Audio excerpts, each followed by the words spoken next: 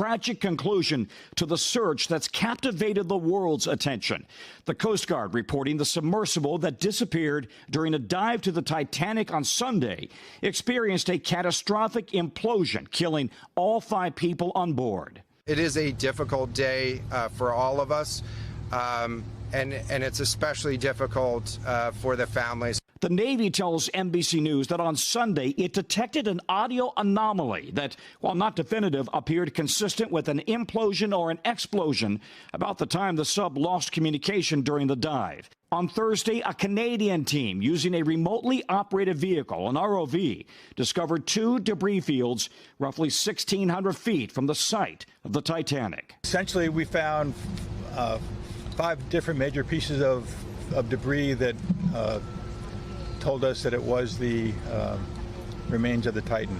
The doomed mini-sub rests at a depth of more than 2.5 miles, where the pressure is hundreds of times greater than it is on the surface. It's one Empire State Building made of lead sitting on top of you at that level.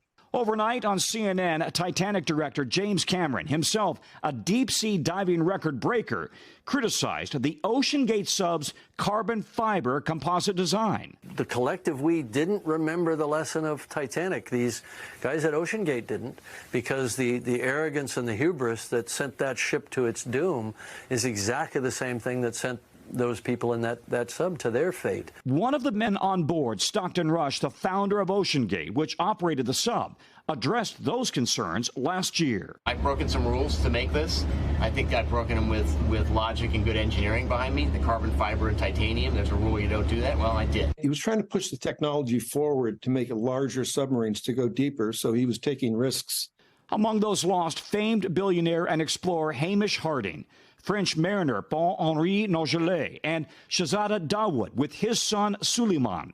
Shahzada's sister says her nephew was terrified but went on the journey to bond with his father, adding, while she's devastated by the loss, she's relieved to know they didn't suffer. To know that my Sully didn't feel a moment's pain, that his brain didn't even realize, that's relief. Back now to that discussion that the Navy had heard the implosion on Sunday. They did notify Incident Command quickly that they thought they might have picked something up that they wanted to investigate. But Incident Command here in Boston said we still got to treat this as a search and rescue, flooding the zone, of course, with ships just in case anybody survived. And by the way, those sounds that they were hearing on Wednesday, on Thursday, they didn't know what they were. They thought maybe it was tapping.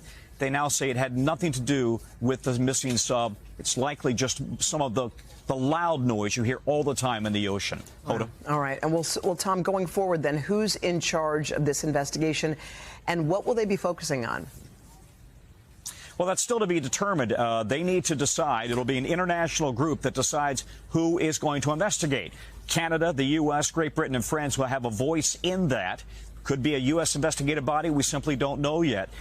And will they try to recover any of the pieces of the sub? That's yet to be determined as well. But they will clearly focus on that carbon fiber construction. You know, the U.S. Navy, which operates subs, doesn't use that. It doesn't go that deep, of course, but it relies on a metal tube, if you will, a metal hull. It doesn't rely on carbon fiber because it simply doesn't think that you can trust it right now.